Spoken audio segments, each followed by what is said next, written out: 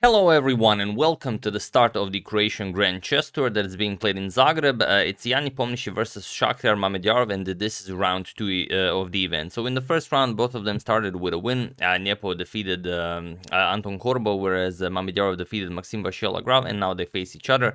It's a really good game, and I thought it'd be nice to start it off with this one. So we're gonna talk about the tour and the players a little bit more after we get into it, but basically it's the third stage of the 2021 Grand Chess Tour. It's a series of 5 events with a total prize fund of $1,275,000, where Nepo here is the top seed, and well, there are a lot of very strong players. Also, there are guests. Ivan Charic, the top Croatian Grandmaster, will be playing in the Rapid section, and then after the 3 days of Rapid, we're going to have 2 days of Blitz, and then Garry Kasparov will take Charic's place as the wild card in the Blitz event. So it's going to be a really awesome event. We're going to have a lot of fun. So let's check it out. So Nepo with the white pieces opens with c4.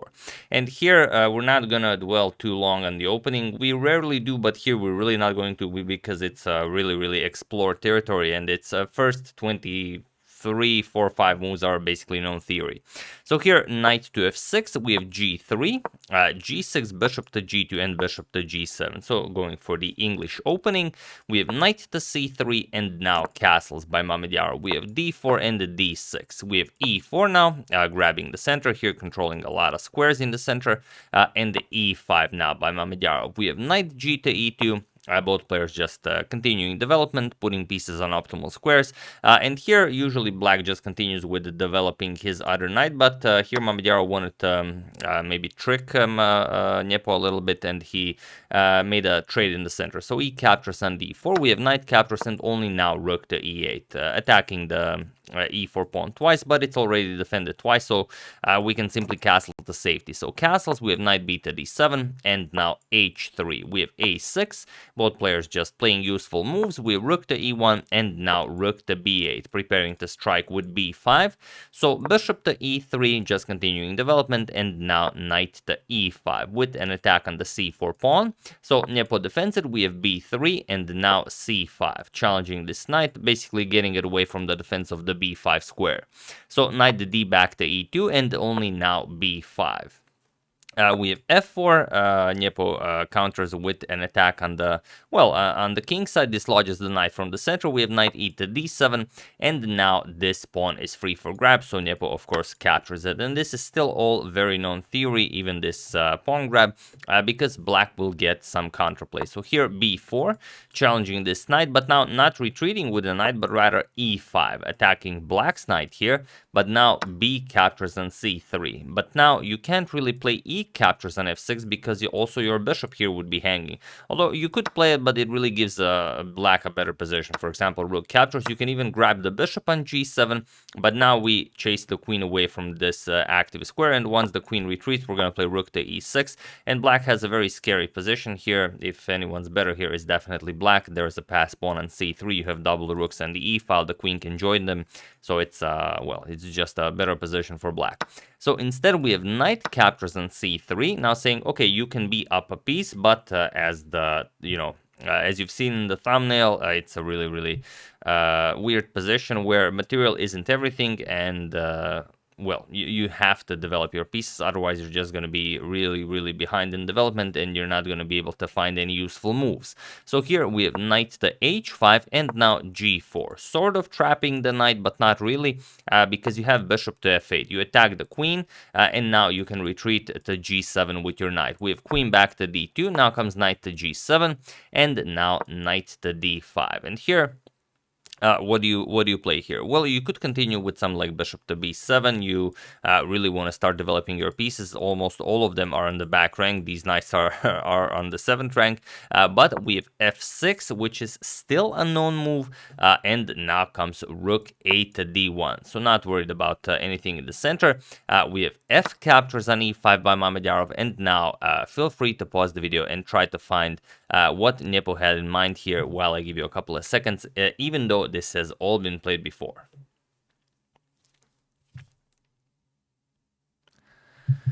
So for those of you who were able to do it, congratulations on not trying to grab the pawn on e5 or playing something weird, although it's really, really hard to find any move other than the one that was played in the game. So congratulations to everyone who found something other than that. Well, if you found rook to f1, that's reasonable, that's fine. But f5 is the move you had to find, and congratulations to everyone who played this, because now white is just much better. And the thing is, it doesn't matter if you capture here, white will just capture back with this pawn, there's still going to be this pawn, and your actual threat is f6, f7. That's and the black doesn't really have a move that he can play to try and get out of this. So here we have bishop to b7, and it is only now, as of move 23, that we have a completely new game. So there is one game where instead of this bishop to b7, bishop to e7 was played, but this is now a new move. So let's see how Nepo deals with this. And it's pretty fair to say that Mamedyarov probably did not know what he was doing up until this point, because here white is already much better.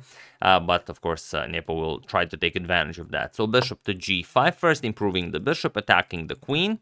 We have queen to c8, and now rook to f1. And rook to f1 is deadly here. You could also capture here, but rook to f1 simply with the threat of f6 and f7. It's too much for black to handle. The problem is you don't have a useful move. If you play some like captures, then we capture with check and we win back our piece, so that's out of the question. And if you try to just waste a move, sometimes you can do that, sometimes you can just wait and nothing bad will happen. But here again, just f6, f7, and there's no playing this. So instead, after rook f to f1, first we capture, g captures on f5, we have g captures on f5, the same threat remains, and now king to h8. So now this f7 push will no longer come with check, but Nepo still continues pushing. We have f6, knight to e6, and now f7. Although worth mentioning is bishop to e4, since it's really deadly. The threat is bishop captures on h7, and then you just wiggle in the queen, queen c2 check, queen g6, and then you checkmated the black king. But then black will have to give up the bishop here, and then after you capture back, or better yet, with the queen, it's just a really, really bad position for black. You've given up your only active piece for the moment.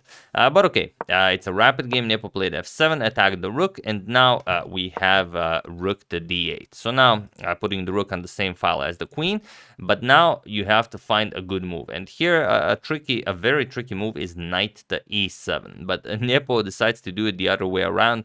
He basically does the same thing, only way cooler. He plays knight to b6. Now gives up a full piece here, but he's gonna get a lot in return. So here knight captures on b6, but now we don't capture anything back like queen captures on d8 or bishop captures. First we deliver bishop to f6 check, and now the black king doesn't have any squares. You have to defend this. Bishop to g7, and only now that the bishop has moved, we play queen captures on d8. We have queen captures, and now bishop captures on d8. And now the problem for black is you can't really capture this piece, because if you go after it, rook captures, and knight captures, well, then you remove the defender of the f8 square. So if knight captures, we just bring another queen into the game with check, bishop captures, rook captures, and now we're going to pick up this knight here, and well, it's just a bishop and rook against a knight, and the bishop, of course, completely winning for white. So instead, after bishop captures on d8, Mamedyarov first exchanges the light square bishop, we have king captures, and now knight to f8.